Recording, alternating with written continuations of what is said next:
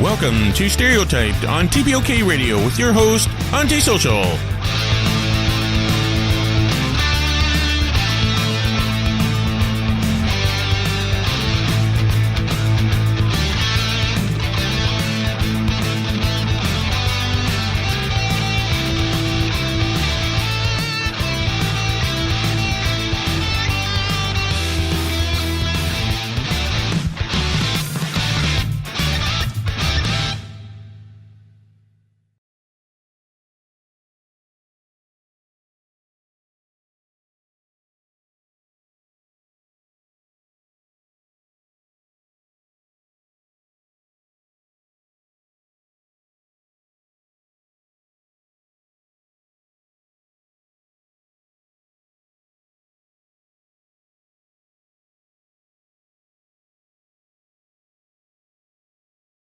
Evaluate the effectiveness of their marketing expenses. And we have apparently been doing such a wonderful job that they have donated a gorgeous collar to the station, which we can use as a reward for our loyal listeners, which is you guys. So to that end, TPOK Radio is launching a newsletter. I don't have all of the details about it yet, but as information comes available, I will let you guys know. And basically, by signing up to the newsletter, and there will be a time limit on this, you guys get your names entered into the draw for this beautiful collar. Tonight, we are going to take a short detour from the normal topics related to alternative sexuality because there is a lot of misconceptions and stereotypes related to male survivors of sexual abuse. And I feel that this is a topic that we need to talk about. The attitudes towards sexual predation against males range widely from all-out denial that sexual abuse, especially of adult males, is even possible based on our cultural representations of masculinity, to acknowledging that childhood sexual abuse and even adult sexual abuse is possible, but the numbers are so low in comparison to female survivors that we don't need to expend resources to addressing the problem. April is Male Survivors of Sexual Abuse Awareness Month.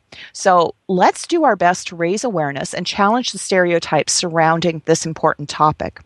Before we start, I want to make a couple of disclaimers. Firstly, the fact that we are discussing this topic tonight in no way means that myself or TPOK Radio wish to diminish the experiences of female sexual abuse survivors. In my opinion, discussing the struggles of one group of individuals does not reduce or silence the voices of another group's struggles. Secondly, we are approaching this topic mainly from an academic perspective. We're going to be talking about stereotypes, but our discussion, while it will be mainly on the misconceptions associated with male survivors, it could be upsetting or triggering for anyone who has had their own experiences with childhood or adult sexual abuse.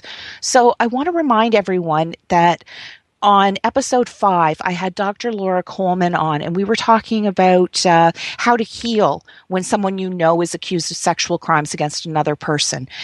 In that episode, or in preparation for that episode, Dr. Coleman put together a lot of really good resource materials for finding mental health resources that are suitable to your needs. So I encourage you to go back to stereotype.com/episode 5, and down at the bottom of the page, you can find links to all of those resources. Joining me tonight is Don Wright. He is the founder and executive director of the British Columbia Society for Male Survivors of Sexual Abuse. He pioneered the Victoria Male Survivors of Sexual Abuse Society and the Vancouver Society for Male Survivors of Sexual Abuse around 1989. These were merged in 1997 and became what is now known as BCSMSSA, where he trains professionals to provide therapy and treatment in the sexual abuse field. He was awarded by the BC Human Rights Coalition with a Human Rights Medal of Honor for his work in this field. Thank you for taking the time to talk to me today, Don. Welcome to the show. Well, thank you for inviting me. I think it's important to be here. I am very glad that you have come on the show. Now, normally we do talk about alternative sexuality, and this doesn't quite fit into that. But I do think that as sexual beings, we need to acknowledge when things go bad. Well, absolutely. And I think, your show is all about accepting and celebrating one's sexuality. And if someone is burdened by a sexual trauma, they're not able to do that. So I think that being able to clear this kind of baggage allows people to really enjoy the potential sexuality that we'll all have a birthright to. Absolutely. Now, I like to start with the show with a little bit of personal history. So, what led you into the field of, sexual abuse therapy, and in particular, male survivors of sexual abuse?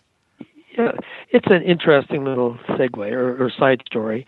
All three of my degrees were geared towards working with gifted children. That was the direction I was going to go. But coincidentally, I was working with a female survivor in private practice, and I consulted with a professor that I had TA'd with who was also working with the Women's Sexual Assault Center in Victoria. Regardless of what I brought to her about my work with this woman, I always seemed to be doing the right thing. And so she said, well, you just seem to be on the right track. You're doing exactly what you should be doing working with this person. So at one point, she and the executive director of the Women's Sexual Assault Center approached me about heading up a program for male survivors under their umbrella. Now, I was getting toward the end of a part-time teaching gig at Fraser Valley College. I was commuting between Victoria and Abbotsford, half a week in each city. And that was coming to an end, and I knew I didn't have anything definite on the horizon. So I thought, well, this sounds like a good thing to be doing. And my intention was to set it up once it was kind of up and running, that I would just hand it over to someone and I'd go on to working with gifted children. Well, first of all, in my negotiations with the Women's Sexual Assault Center, and then the Children's Center in Victoria also got involved. The three groups were kind of talking. And we really came to the conclusion that men needed their own program in order to feel validated and that it was appropriate for them to come forward and get help. So with the support of the other two agencies, I set up the Victoria Male Survivors of Sexual Assault Society, and then 6 months later the Vancouver Society, and began commuting between those two cities.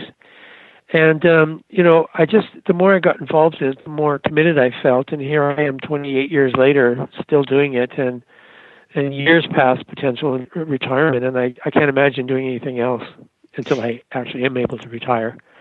And, I've described this little story before to people, and what I've really realized in telling the story, that I am working with gifted children after all, but they're adults now, and they've been burdened with a lifetime of trauma. So my job is to free them from the trauma so that they can access all the gifts that have been buried under the weight of all that pain. That is a very beautiful way to look at it.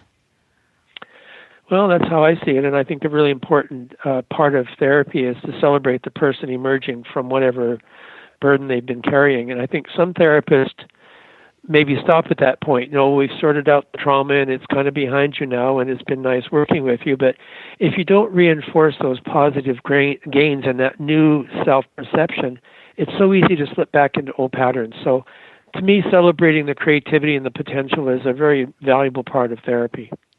The image that comes to my mind is the metamorphosis of a butterfly. Yeah. And being able to spread your wings and fly freely. Yeah. And of course that butterfly has to have access to food or it'll die. So part of therapy is nurturing that new self emerging so that it does flourish. That is beautiful. Well, on a good day.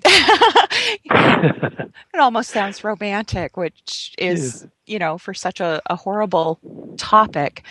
Now, there's one thing that I've listened to another interview of yours and read some of your writing and some of the stuff on your website.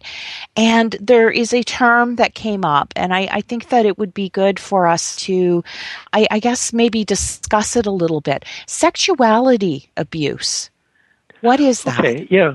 Well, it's a term that I started using. I'm not going to claim that I invented it by any means, but certainly came to my consciousness at some point, whether from my fevered brain or whether I read it somewhere. But for me, the idea of sexuality abuse encompasses a much broader range of experiences. When we think of sexual abuse, we're thinking of a real covert physical act of a sexual nature against our will, rape, whatever. But sexuality abuse includes more covert kinds of experiences. For example, If you're at the change room at the public pool and you're in the shower and somebody's leering at you, they're not touching you, they're not saying anything, but you know what's on their mind, and it might just kind of make you feel a little bit creepy and unsafe. That's sexuality abuse. And of course, homophobia in all of its forms are variations of sexuality abuse, because you're being targeted because of your sexual orientation. You're being denied to rent a suite, or you're being denied a job, or you're being ridiculed or harassed or whatever. Even though there may not be any physical contact, it's your sexual identity that's being attacked. Some other examples, if I were to say to a 16-year-old girl, oh, you're so flat-chested, maybe you should wear makeup so people don't think you're a boy. I mean, that would be sexuality abuse, because it's undermining her sense of her gender identity. Or if I say to a boy, oh, you sound like a girl, your voice is so high. Well, again, these kinds of comments that people hear sometimes are not funny. Even if they're meant to be, they're not funny, and they're not helpful, and they can be very hurtful. So those are some of the examples of sexuality abuse. A couple others that maybe come to mind would be children exposed to pornography before they actually have the maturity to deal with what they're seeing. Or the converse of that is being denied information in the right time and the right pace. As we grow up, if we don't really understand sexuality, we can have a lot of confusion about what our bodies are going through and so on. So it's a lack of information, or a lot of shame and guilt around sexuality, which a lot of people in fundamentalist religions have to deal with. I mean, those are all forms of sexuality abuse, and it can have a very negative and lasting impact. It certainly can. It's when we think about sexual assault, often the mind immediately goes towards penetrative, non-consensual penetrative acts. But right. There is a very wide spectrum, and I think we're starting to realize that the damage can be done without actually penetrating someone. Oh, sure. I mean, if you're groped on the bus during rush hour when the bus is crowded, that can be very disturbing. It's going to make you feel very unsafe to be on the bus. And objectification, which you mentioned with the your example was in the change room, reducing somebody down to being just a sexual being. Right. Okay. So I'm actually going to ask Brooklyn to do our station identification a little bit early, and then when we come back, we can start looking at some of the myths that surround the idea of sexual assault or sexual abuse against males. All right. You are listening to StereoTyped with Antisocial on TPOK Radio. Find your voice.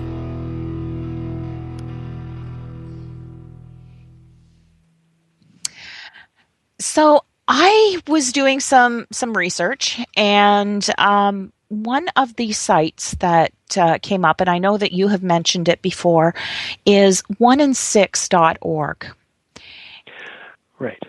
And I know you don't necessarily agree with the number, and there's another site, Cafe, it's Canadian Association for Equality. I'm on the advisory board for that organization. And both you and Cafe seem to think that 1in6 is a low number. Oh, yeah. When you consider how many people never tell anyone about this, I think it is low. Just in terms of just actual sexual abuse where there is some kind of physical sexual contact, I would say 1in4 is probably closer to accurate. But if you include the idea of sexuality abuse, then probably most people have experienced some form of that at some point. Yeah, especially when you're going back into the puberty years. Yep. Peers can be extremely cruel. Oh yeah, yeah. I'm sure that pretty much everybody who is listening to this at some point has dealt with somebody in their peer set making a joke at their expense, at their sexuality. Oh yeah, yeah. Girls that develop a little bit ahead of everybody else get teased about that, and I remember some pretty cruel teasing in my school days. around me. Not necessarily I didn't receive a lot of it, but everyone gets some of that. But some of the, I don't know, I don't really want to put a value on it, but some of the sort of lesser kinds of experiences you can sort of compartmentalize and say, oh well, that kid's a jerk, whatever, and it may not register really deeply, but when you get that kind of stuff and then it's reinforced from a number of different sources, then you begin to sort of wear it in some way, and it can have an accumulating effect, and then over time you end up having a lot of difficulty around sexual intimacy or being confused about your own sexual orientation and choices and so on. So I think very few people are manage to make it to adulthood without some kind of baggage of that sort. So the first of the myths, and I am pulling these from the 1in6.org website, is men and boys, or boys and men, can't be sexually used or abused. And if one is, he can never be a real man. Oh, those are big ones. First of all, anyone can be a victim of sexual abuse under certain circumstances. Even a big burly guy can be drugged and then sexually assaulted. So the idea that it can't happen to males is ridiculous. What was the second part of that? I get off into that somebody who is abused or used sexually can never be a real man. And even on the website, they put that in quotes. Yeah. Well, I've heard a lot of men talk about that somehow they feel they've been robbed of their masculinity. And that comes from the genderized social stigma that, men are always tough and in control and, real men are in control of their life and their experiences. Well, it's not true. We have some control, but our control is always limited, and under certain circumstances, then, you may lose all control. So you don't lose your masculinity by being sexually abused, although a lot of men feel like they've been robbed of their masculinity. But one of the elements that sort of feeds that misconception is the manipulations of the offender. If, for example, an adult male is abusing a boy and he's saying, "Oh, you're my bitch now," he's feminizing that boy, and especially if he's being penetrated, and the sort of dialogue is feminizing in nature. It's not about the fact that he's vulnerable, because anyone can be vulnerable under certain circumstances, but it's the way he's treated, the way the experience is being framed by the perpetrator that sort of reinforces that. And the other thing is that these kind of experiences raise a lot of emotional issues, and if a man is breaking down and having an emotional response to these experiences, he's thinking, "Oh, well, what's wrong with me? Here I am, an adult male, and I'm crying." Well, it's a human reaction to real feelings. And we all have a right to the full range of humans. There's no feelings. There's no such thing as female feelings as opposed to male feelings. They're human. And healthy people are in touch with a full range of feelings. And in my mind, it takes a real man to face his pain and to step forward and deal with it. I mean, those are the guys with courage, are the ones that find their way to some kind of a support system where they can deal with these burdens and finally rid themselves of them. That takes courage and strength. One of the things that came to my mind is when there's a female perpetrator, there's kind of a dual message in our society. Men Right. need to be strong, or men are strong, but there's also this whole idea that men should not hit women. And I would imagine that, if as a female, if I'm being attacked, I might want to fight back. Would that idea that you shouldn't hit women, would that weigh on a man who is being preyed upon? I think it can. I mean, I don't want to segue into another area, but certainly with our victims of spousal assault, that's quite often the case where their female partner is battering them, and all they do is to try to protect themselves from getting hit in the head or something. They just try to fend off the blows. They don't actually hit back. But in the case of sexual abuse, what gets kind of confusing is that when a young boy is being abused by an adult woman, either he will have an arousal response and think, "Oh, well, this is okay somehow," Or if he doesn't think it's okay and he tells somebody and that person says, "Oh, lucky you, she's pretty hot, wish I'd had a go at her." And so the kid is thinking, "Oh, I guess I'm supposed to like it after all." So it's not so much that he's going to fight back or hit back. It's just that he may be confused about how to conceptualize or how to contextualize this experience that's so unfamiliar, and he's unprepared to assimilate in any kind of sensible way. But I guess if a woman was aggressively attacking a person physically, I think typically boys would try to get away, to struggle to get away from the person. I don't know that they would be hitting back, but of course every situation is different and unique. So some guys might not have a problem with fighting back. Others would probably just put up with it and hope it ends soon. Now, you brought up the confusion on whether or not, like, if they experienced sexual arousal, and that's another one of the big misconceptions, that if a male experiences sexual arousal during abuse, then he must have wanted it or enjoyed it. Yeah, I address that a lot. I mean, even when I do an intake, I'll kind of give clients a shopping list of the issues that come up that we may be working with at some point. And that's the one that I often bring up, that even in a violent rape situation, the male or female can have an arousal response. And it gets very confusing because, well, I was aroused, so maybe I liked it, or maybe I'm gay after all because it's a male offender, et cetera, et cetera. But it's simply biological functionality. The analogy I use, if I touch you with a lit cigarette, it's going to burn. It doesn't matter whether you want it to or not. It's going to burn. So when someone's stimulating your body, the nerve endings pick up the stimulation, sends it to the brain sends back a response, and there you are, aroused. And of course, offenders know how to manipulate their victims so that they do get an arousal response. It kind of turns them on in some way, that they're having an impact on somebody. But it also helps the victim feel like they're compliant somehow. And of course, offenders will use that too. They'll say, "Oh, you like this, you wanted this," and if you ever tell anyone, they're going to know you're gay. So there's a lot of manipulation around simple biological, functionality. So all it means is there's nothing wrong with your body. It's doing what it was designed to do, and that's to respond to stimulation.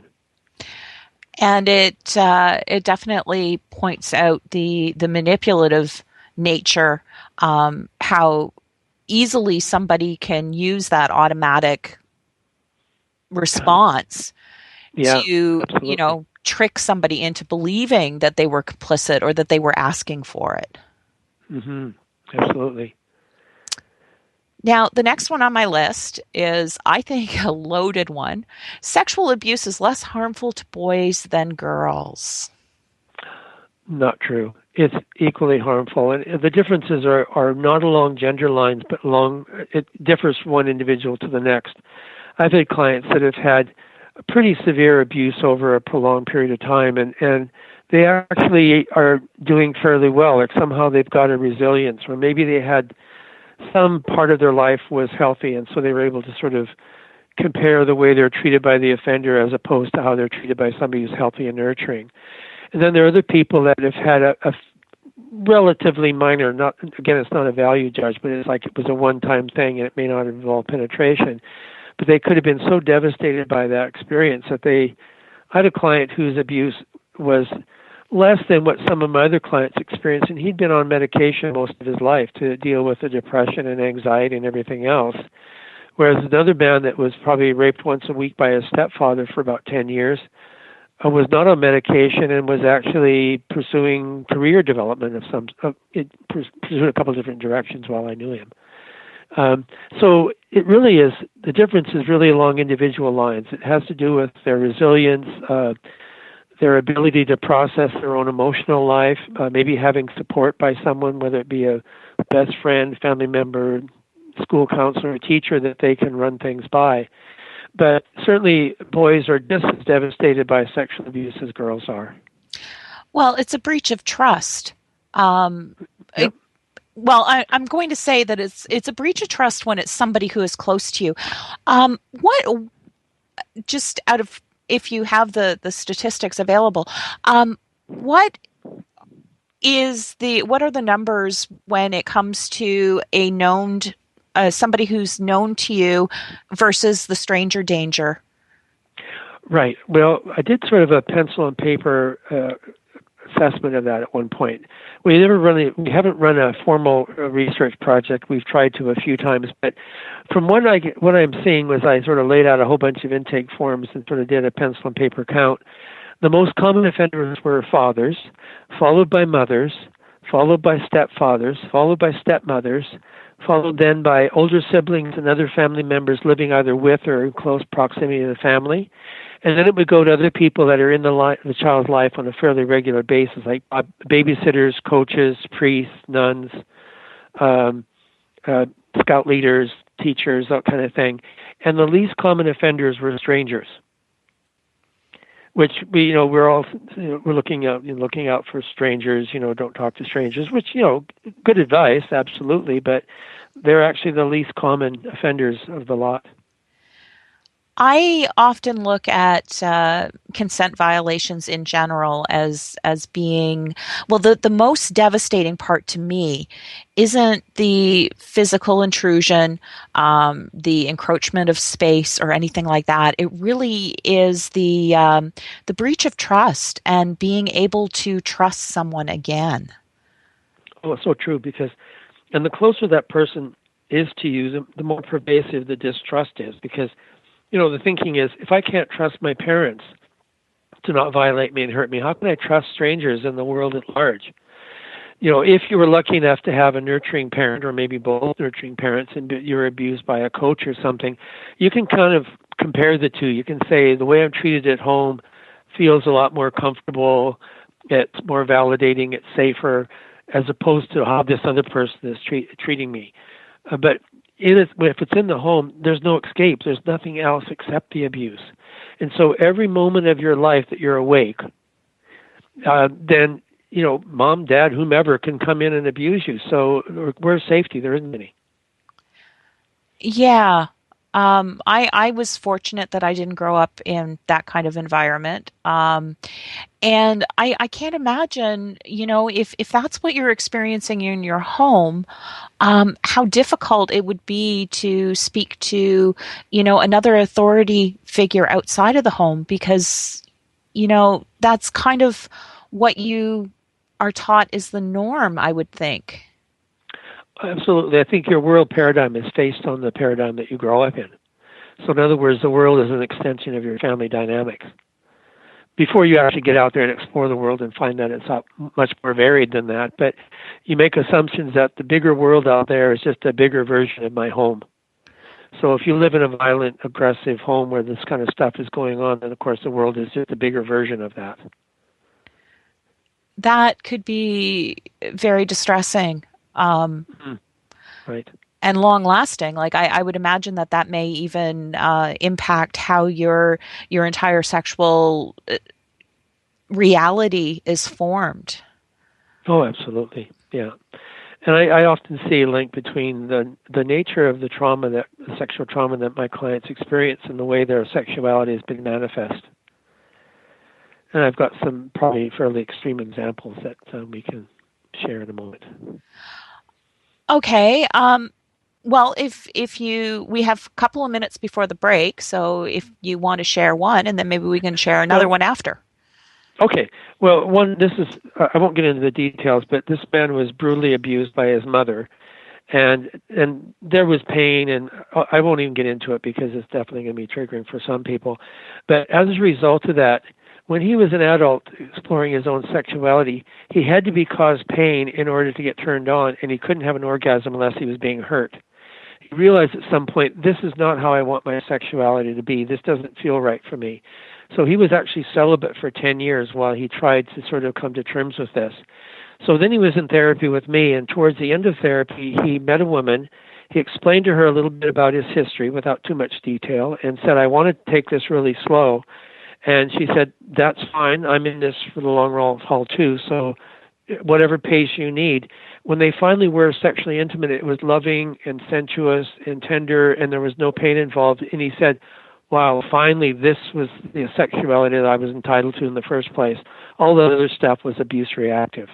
Now, that was his experience. Other people have a much broader range of sexual. Well, we'll talk more about sexual creativity after the break. But for him, the pain attached to sex was directly related to the trauma. It wasn't where he wanted to be. He discovered his own sexuality many years later.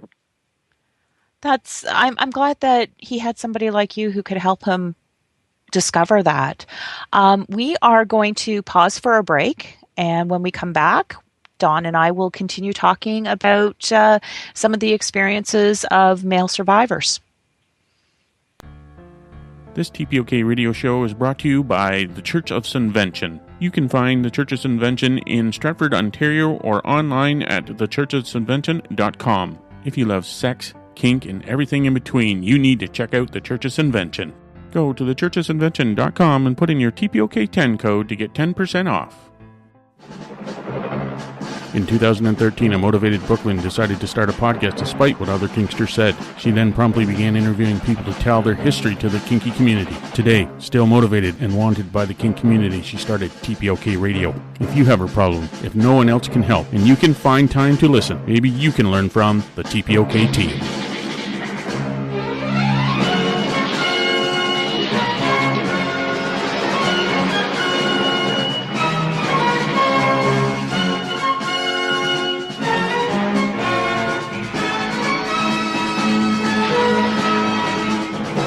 TPOK Live with Brooklyn and Rainbow, The Third Rail with Preacher Bear and Cypress, StereoTyped with Antisocial, The Pageist with Paige, The Rainbow Connection with Rainbow, Brooklyn's Journey with Brooklyn. Check out all the shows and give us some ratings on iTunes if you want to be a part of the TPOK team.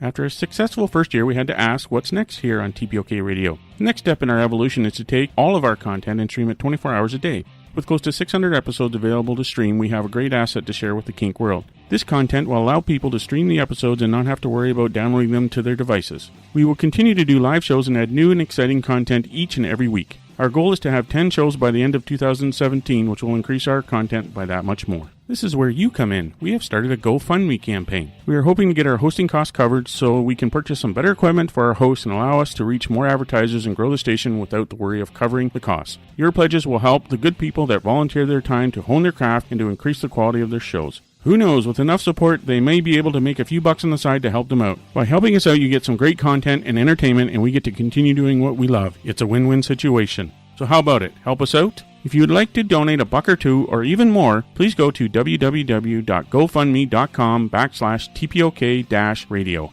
As always, thank you for listening, and we appreciate your support.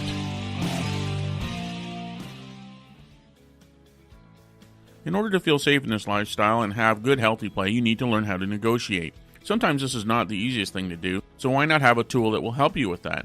The Kickstarter cards are that exact tool. You can take the cards and go through the deck and pull out all the things that you don't want to do and then hand it to the person that you're playing with. And then they can go through the deck and pull out the things that they don't want. What you're both left with is your sandbox to play in. It's that simple. Now you can be safe and have fun. So why not buy a set of Kickstarter cards or gift them to somebody? You can get the Kickstarter cards on thepeopleofkink.com for only $20 Canadian.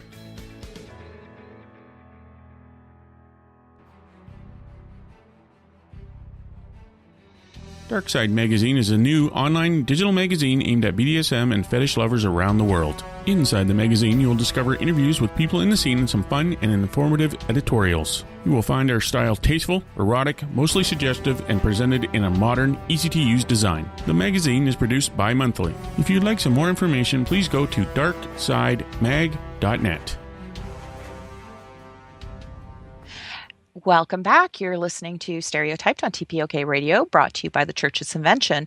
And remember, if you visit their website, and I truly do recommend that you do visit their website, churchofsunvention.com, put in your TPOK10 code to save 10% and let them know that that you really do appreciate that they make all of this possible. Now, just before the break, Don shared a story of one of his clients. And one of the things that he brought up was sexual creativity. And I think it's important that we're going to take a little bit of a side track here. because this is one of my big pet peeves, there is this notion that people who are masochists are that way because we are living some sort of childhood trauma or even early adult trauma. Dawn, would you like to explain kind of the difference between sexual creativity and somebody who might be exhibiting this reliving trauma type of experience? I don't know that I can give a really definitive definition of the difference, but as I mentioned before the break, that the element of obsessiveness around a very set pattern of behavior is one thing that kind of leads me to be a little bit suspicious. But again, I don't assume. I just explore with people where does that come from and what's that all about. But I think that part of it is if you always play the same role, but you might, if you're exploring your sexuality to see just what works for you and what doesn't, you might want to play different roles. You might be the masochist one time, the sadist the next, just to see which of those roles fit best. For gay men, they talk about being tops and bottoms. Well, by nature, you might end up gravitating more towards one of those orientations than the other. But if you're being sexually creative, you're going to try them both out and find out what really is a better fit for you.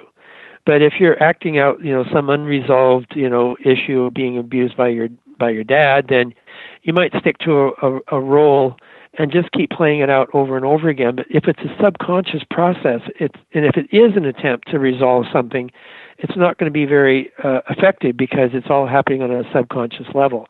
And it could be just as easily reinforcing something than actually resolving it. So I think finding a good therapist where you can talk about your sexual choices and your history and just really kind of explore all that stuff in the safety of a therapy session. Then when you actually are exploring your sexuality with a sex partner, there's a lot more freedom to sort of try things out and see what fits and what doesn't. That makes sense. And I think certainly if you're having flashbacks of the trauma while you're engaging in something, well, that's a pretty good indication that there's a link there. But if you're free of any kind of flashbacks, you're just really present with that person doing whatever you're doing, then it's probably just about what you're doing. It probably doesn't have any other significance. Okay, that does make sense, and I do think that you did address the difference there. If it is an obsessive, almost like a script, this is the only way that I can get off by doing these sorts of things. There might be some underlying trauma or psychological issue. Whereas if you're just being experimental, or even if you have been experimental and you have found that this works best, right, then that is different. Right. Yeah, I think that people that are exploring the options, they find out what works best for them, what they're good at, because you don't want to be doing something that you're not very good at, and you're kind of leaving your partner kind of like, okay, is this all there is? Then obviously you want to change your strategies.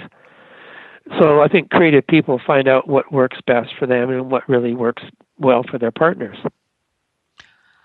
Okay.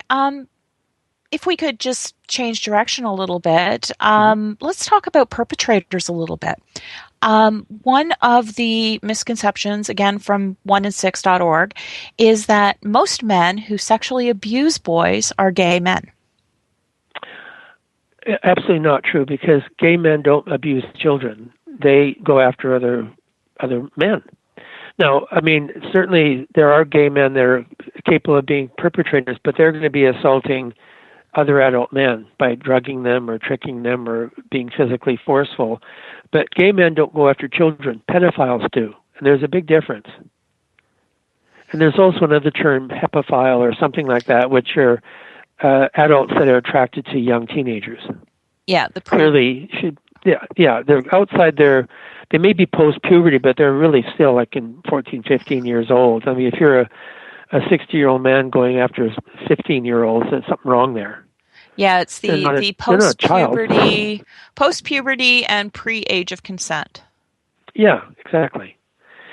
So, I think that it's really an unfair black mark on the gay community to think that adults who abuse children are gays or lesbians or whatever kind of label. Because what's interesting is that when an adult male abuses a little girl, nobody's saying, "Oh, well, heterosexual men are abusing girls." No, they're a pedophile. They're abusing a girl. See, that's easier for people to comprehend. Not all straight men are painted with the same brush. Just like all gay men are painted with the same brush when you hear about, Scouts, Boy Scouts would not allow, or was it Big Brothers, or maybe both, would not allow gay men to be Scout leaders or Big Brothers under the assumption that, they're probably going to abuse children. But they don't have a problem with a female Scout leader working with a bunch of boys or an adult male working with a bunch of girls because they're heterosexual. That's not a problem. But for some reason, the fact that someone's gay, the assumption is, they have no limits whatsoever and they're going to abuse anybody that they feel like going after. It's just not true. It's unfair. And we are actually currently seeing another group targeted by that kind of phobia, the whole bathroom situation with transgenders. Oh, yeah. I mean, that is so complicated because, I think the solution is to have one person bathrooms. That you just go in there. There's only room for you, and then there's no problem. But for a trans person to go either into it, regardless of whether they're male to female or female to male, they could be potentially hassle whichever bathroom they go into. Mm-hmm. And so that is a difficult problem. Either we just get over our hang-ups. I mean, there are such things as co-ed bathrooms where people aren't hung up. I mean, you're in a closed stall, so what difference does it make, what your equipment looks like? I went to a bar in Vancouver one time, and I went into the bathroom, and I walked in, and it was kind of confusing because here are all these men and women standing at the sink. And I thought, oh, wait a minute, what's this? But then there was a whole lineup of stalls, and you go into the stall, and then the door was closed, and they were floor-to-ceiling doors, so no big deal. You're in there doing whatever you do, and it's private. You come out, wash your hands, and there's all kinds of men and women there. So, that kind of situation kind of alleviates that problem, because anyone can be in there doing whatever they want to do, because each individual stall is private. The only thing that's sort of co-ed is the sink. I think that that's a brilliant solution, personally. Yeah. It one of the things is it destigmatizes or degenders the whole natural process of alleviating your needs. Exactly. I mean, what is the big deal? We all need to go. Yeah, that's right. So we talked a little bit before about homophobia, or how perpetrators may manipulate their victims into believing that they were gay. And one of the other stereotypes or misconceptions is that boys and young males who have been abused must be gay to have attracted that kind of attention. Now, again, this is assuming that it is a male perpetrator on a young male. Right. Yeah, that's pretty common, or that the experience is going to cause them to be gay. And that comes up a lot with my clients, but there's nothing in the literature that would support the idea that being sexually abused causes someone to be gay, straight, bisexual, asexual, whatever. It is pretty well guaranteed to cause confusion, and that has to do with the biological response and the mixed reactions. But there's nothing that would support the idea that being abused by the same gender is going to cause you to be gay. It doesn't make sense. And it's a question of we know that sexual orientation is established well before puberty, whether it's prenatal or whatever. So let's say an 8-year-old boy might be more responsive to a male if that 8-year-old is going to end up being a gay adult. I mean, he's gay, it just hasn't been manifest yet. So he may be more responsive to the attentions of a male perpetrator than the straight boy who would just say, "What are you talking? What are you doing? No, get away from me," because it feels funny. But that doesn't make it somehow okay, and it certainly is not the fault of the boy who may be more reactive or more responsive than the boy who just sort of says, "Well, that's kind of weird. What are you doing?"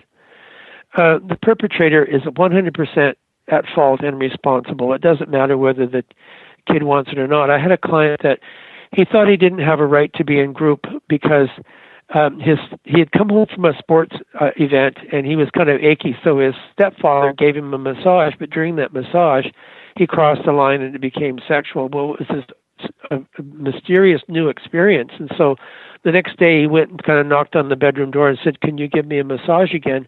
Knowing what was going to happen, he felt like somehow he was asking for it. And I said, "No, your stepfather had a responsibility to not cross that boundary. He set you up.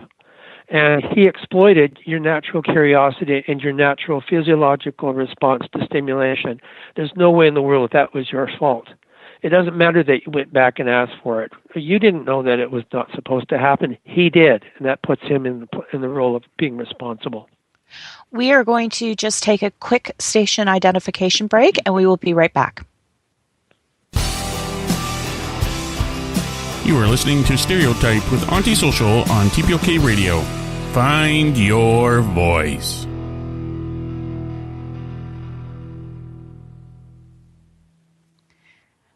Just before the break, you talked about how a perpetrator might use a person's natural curiosity against them to get them to comply, be complicit, maybe even seek it out again. Right. This kind of feeds into the next big misconception, and this is actually a societal problem, in my opinion. And the way that this one is worded happens to be female perpetrators. But if a female used or abused a boy, he was lucky. And if he doesn't feel that way, then there's something wrong with him. Oh, absolutely. That has come up. And if even if the victim feels like there is something weird about it, the response of other people is, "Oh, yeah, lucky you." And in fact, there were examples of teachers that had sexual boys abuse students, male students. And two cases, particularly in this area, were youngish teachers, very attractive, and who both abused their male students. And the response was, "Well, she's so hot. What's the problem?" Well, first of all, he's an adult, and these kids were like young teenagers, if that. And also, they were in the role of a teacher. So the thing is, it was kind of interesting. If it had been a male teacher and a young girl, nobody would have had a problem identifying that as inappropriate and abusive. And they would have had that teacher in court so fast his head would spin. But because it's a female teacher, like, "Oh, well, what's the problem?" And it's just as devastating and just as wrong as if the genders were switched around. And the reason why I said it's a societal problem is it's actually in our popular culture. Now, both of these are older movies, but The Summer of 42 and The Graduate both have exactly that kind of scenario, or even American Pie, a more recent one. Right. I didn't see that one, but I'm familiar with the other two for sure. Well, American Pie is very much like The Graduate, where the mother of a friend, well, actually, it was the young boy who initiated the contact, but the mother went along with it, and they started having an intimate relationship, which, for a high school student with a parent of a friend, it's inappropriate. Yeah, absolutely. Well, because the knowledge and the control that the older person has, because they understand what they're doing and how to manipulate and how to make it happen, and the young teenager is just completely controlled by their hormones. They really don't. I mean, who knows that if I give into this situation, that 20 years from now I'm going to be in therapy for a couple of years. I mean, who knows if that's going to be the outcome? Nobody's going to sign up for that. Right.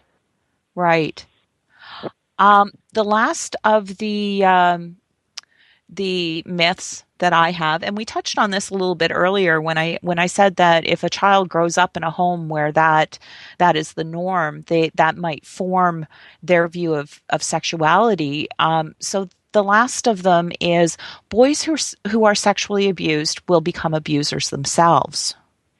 Oh yeah, that's a big one, and it keeps a lot of men silent because they're afraid that's what people are going to think. And I've heard cases of clients who disclose to their wife that they've been sexually abused, and the wife says, "You need to move out," because they believe that that's going to happen, that this guy is going to abuse his own children. but probably less than 10% of survivors actually, either gender, actually go on to abuse. I think there's a couple places where that misconception came from. I want to first say that I am not being critical of the women's movement. I'm just identifying the fact that the women's movement has been focusing on victimization of women. And it is a very vocal, well-established movement that has, well, first of all, they brought the whole question of sexual and physical violence out into the open, which, we're all grateful for. But because their focus has been on victimization of women, there was no complementary dialogue about victimization of men. The only male victims that we ever knew about were the ones who did become sex offenders and ended up in the prison system. So there were no places in the entire country for non-offending male victims to go to get help or to be identified. So the only ones we knew about were the ones that were ending up in jail as sex offenders. But we're seeing all these programs for women where non-offending women were going in to get help around the victimization that they'd experienced.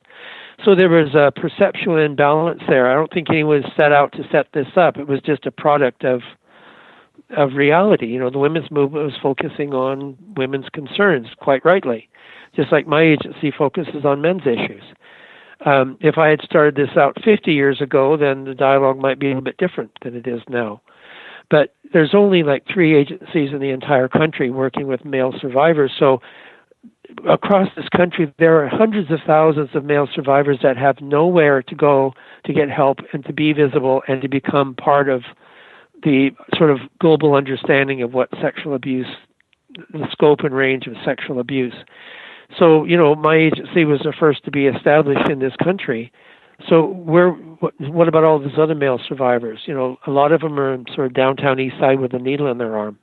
That was their only way to cope. So like I said, just to reiterate, I think less than 10% of survivors actually go on to abuse. But that small percentage may have 100 victims each, so it becomes exponential. You brought up a very good point.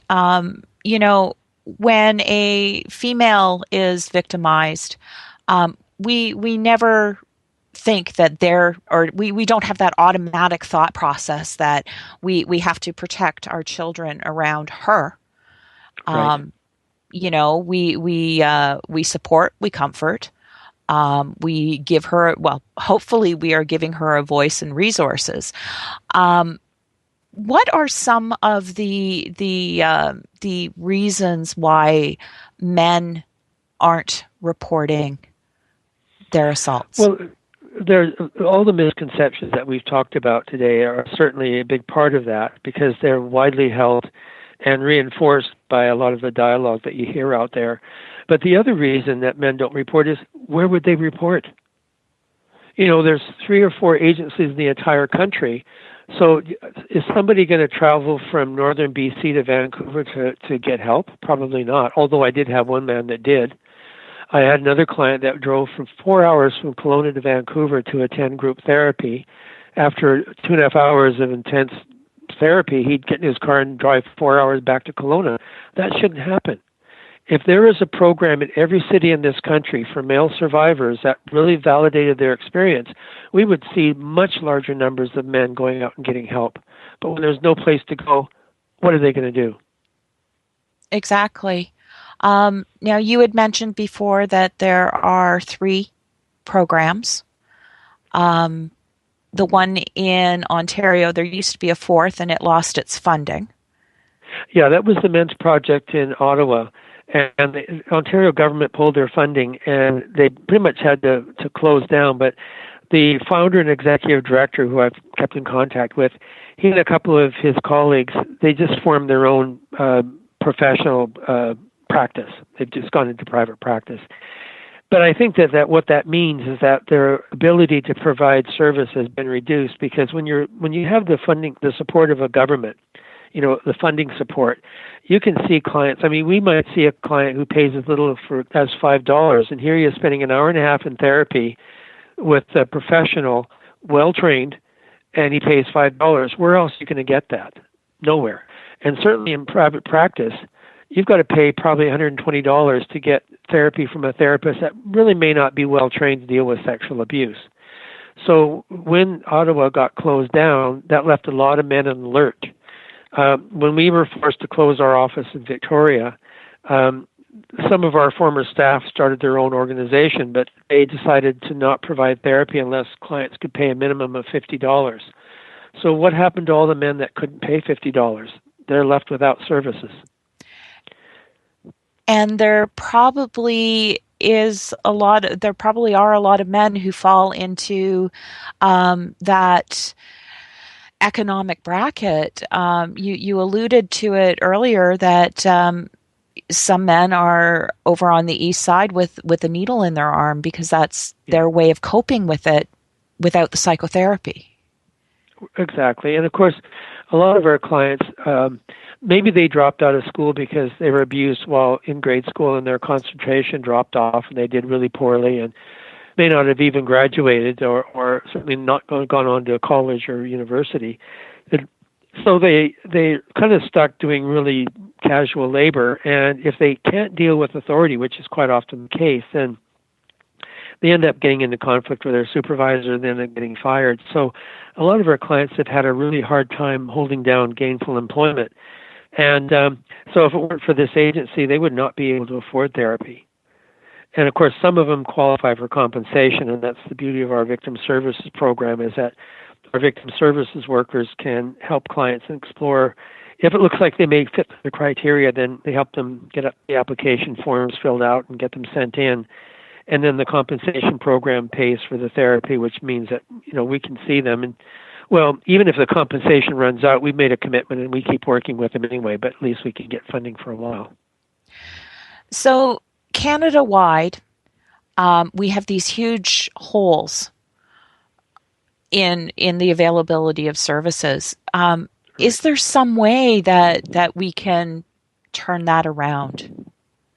I think just, public education goes a long way because survivors very often disclose to someone they know, be it a friend or a family member. So if the general public was better informed, then the response would be more validating and supportive. Instead of saying, oh, well, that was the past, forget about it. It's like, okay, stop speaking English and start speaking Swahili. Go ahead. But you don't just drop your history and forget about it because it was formative. And people need to say, well, I'm really glad you feel comfortable to tell me that. And I suggest that you contact this organization because they are set up to help people deal with this. That would be a much better response. But I think a really big push is towards the government. For example, we've all heard about the inquiry about missing and murdered Aboriginal women. Yes. But according to a statistic I read recently, I'm sorry, I should have looked it up, but there's either 2 or 3 times more missing and murdered Aboriginal men than there are women, but nobody is talking about that. In fact, somebody challenged the inquiry and said, why aren't you including men? And they said, well, we're not interested in including men unless their experience has had an impact on women. Really? What? Like that I shook my head. That's so bizarre because is your experience only relevant if it affects somebody else and only if it's a woman? I mean, that's just bizarre. If someone has been traumatized, then they have every right to get the support and the validation regardless of gender, race, religion, socioeconomic status. Why are we fragmenting society into subgroups and one group gets it all and somebody gets nothing? It's just not right. And the government is largely responsible for that because they fund programs. Some programs are very selective and they just deny funding to others. In BC, there's something called Violence Against Women in Relationship. We work with men who are victims of violence within the relationship, but there's no complementary funding stream for men who are victims of relationship violence. Why not? That's the fault of the government. That is definitely a very valid question. As I said at the top of the hour, doing this show doesn't mean to diminish the experience of women. It's meant to acknowledge and raise awareness that gender isn't necessarily a factor in sexual assault. Yeah, I thoroughly support all the programs that are out there for women, and they have wait lists, for a year long, and that they need more funding and more opportunities. But why are we funding war and all that kind of crap when there are people hurting in our own country? Very true. I just wanted to, we only have a short amount of time left. I wanted to quote you on something because I think it sums up the whole entire nature of the funding of one group of people and not funding services for the other. You said in another podcast that you can't treat an infectious disease by treating only a portion of those infected. And I think that that is exactly the situation that we're in. Oh, absolutely. If we ever want to end violence in our communities, regardless of what kind of violence, we have to validate and support every single victim, regardless of what kind of category they fit under, and every perpetrator, regardless of whatever category they belong to, also need to be validated and treated. Otherwise, it's just going to keep going round and round and round forever. So if anybody would like to learn more about your organization, where can they find you on the web? They can type in BC Male Survivors or BC Society for Male Survivors of Sexual Abuse. We're usually one of the first places that come up. So we've got a website, we've got a Facebook page, we've got a Twitter account. So we're out there. We can be found. And in Vancouver, our main office is on Broadway Street, West Broadway. The number is 604-682-6482. We've got 5 locations, and so whether someone is on the mainland or Vancouver Island, we can refer them to one of our locations if it's not convenient for them to get to head office. Don, I would like to thank you very much for coming on the show and talking about this very important topic with me tonight. You're most welcome. I thank you for the opportunity. So everybody, Don gave you some details on how to get in touch with or to learn more about his organization.